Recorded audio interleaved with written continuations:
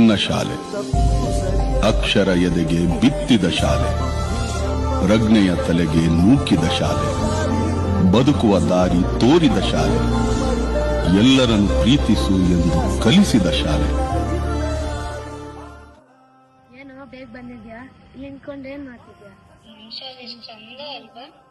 ದೊಡ್ಡ ಶಾಲೆ. ಹೌದು ಹೌದು, ಬಂಕಲಲ್ಲಿ ನಮ್ದೇ ದೊಡ್ಡ ಶಾಲೆ. ಬಾ ಕೂತ್ಕೊಳ್ಳೋಣ.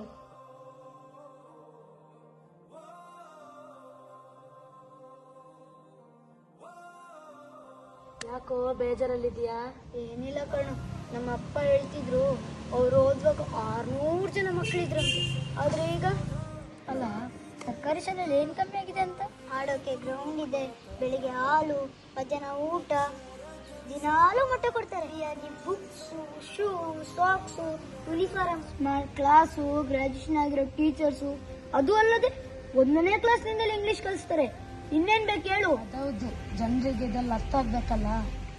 ಏ ಹಾಯ್ ಕಣ್ರು. Good morning. Had your tiffin? Yeah, I had. What about you? ನಾನು ನೀರು ದೋಸೆ ತಿಂದೆ. ಮತ್ತೆ ನಿಮಗೇನು tiffin? I ate vegetables pulao ಯಾರ್. And you? We also same ಯಾರ್.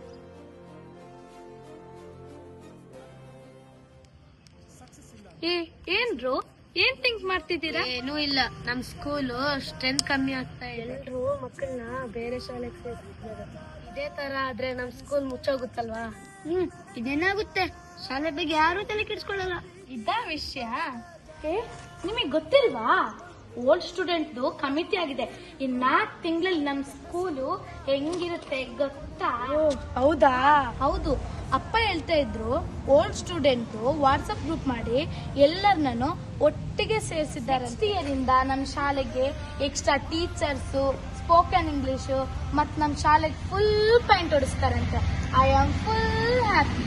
ಅವಾಗ ನೋಡು ನಮ್ ಶಾಲೆ ಹೆಂಗಿರುತ್ತಂತ. ಹಬ್ಬ, ಈಗ ಸಮಾಧಾನ ಆಯ್ತು. ಹಾಯ್, ನಿಮ್ಮ ಮಕ್ಕಳನ್ನು ನಮ್ಮ ಶಾಲೆಗೆ ಸೇರಿಸಿ. ಇಂಗ್ಲಿಷ್ ಮೀಡಿಯಂ ಅಲ್ಲಿ ಸಿಗೋ ಎಜುಕೇಶನ್ ಇಲ್ಲೇ ಸಿಗುತ್ತೆ. ಇದಕ್ಕಂತ 1000 ರೂಪಾಯಿ ಖರ್ಚು ಮಾಡ್ಬೇಕಂತಿಲ್ಲ, ಎಲ್ಲವೂ ಫ್ರೀ.